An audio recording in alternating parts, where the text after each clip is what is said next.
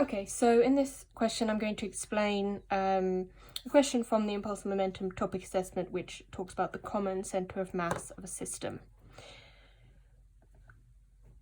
So here we've got the Joffrey, which we were earlier told is a cat, is initially at rest on a sledge when it is stationary. We're also told earlier in the question that it's on smooth ice. And he walks from the back to the front of the sledge. And the question asks you to describe the motion of the common centre of mass of Joffrey and the sledge during his walk. So the answer to this question is quite simple.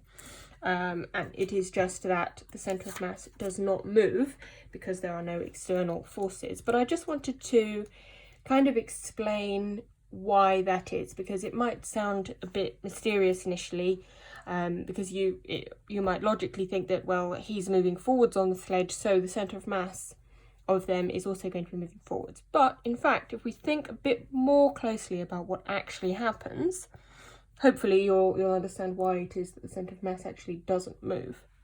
So I'm going to try and explain this with some diagrams. So if I just have a rough sledge here,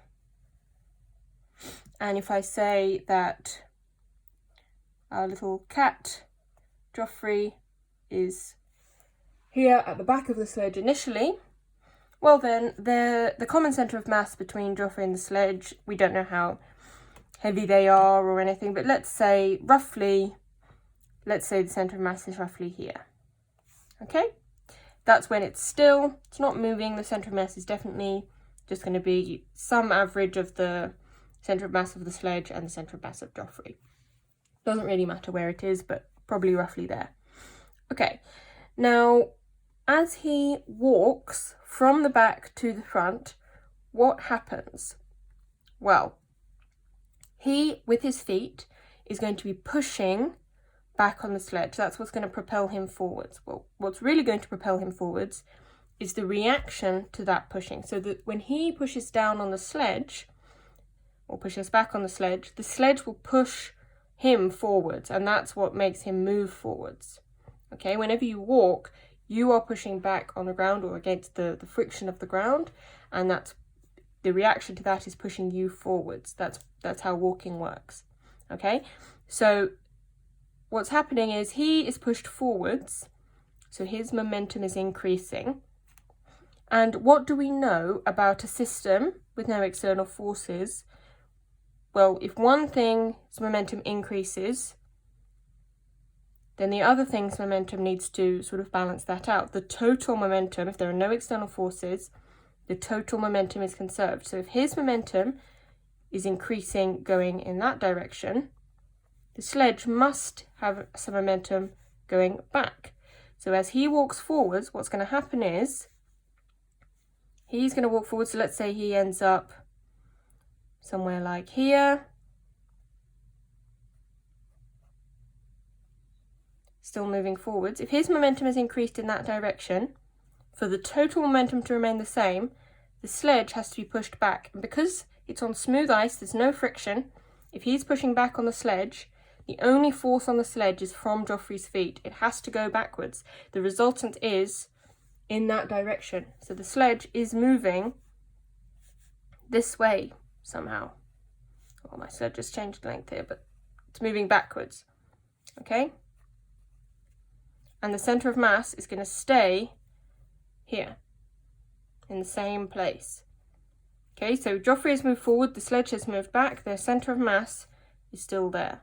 Because the momentum is being conserved, because the forces on Joffrey are pushing him forwards, it's only the force from the sledge.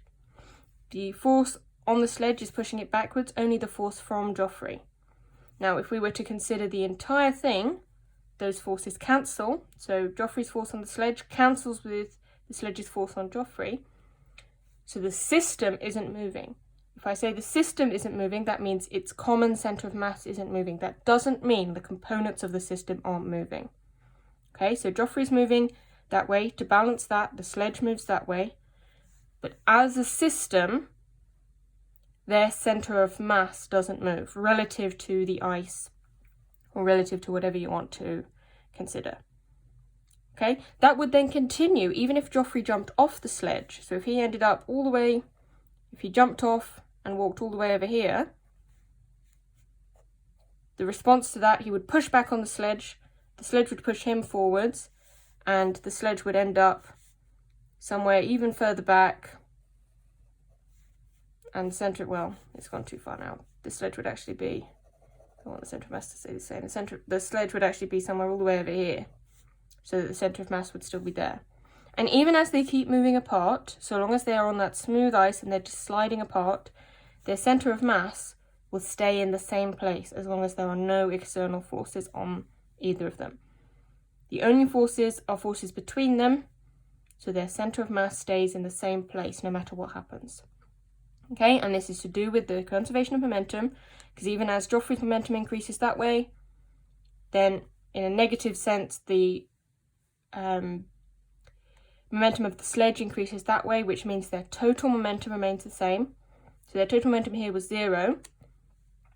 As Joffrey moves that way, his momentum becomes more positive, the sledge's momentum becomes more negative, so that the total momentum is still 0. If the total momentum is 0, that means the system is not moving, which means its centre of mass is not moving. Okay, hopefully that makes that one a bit clearer.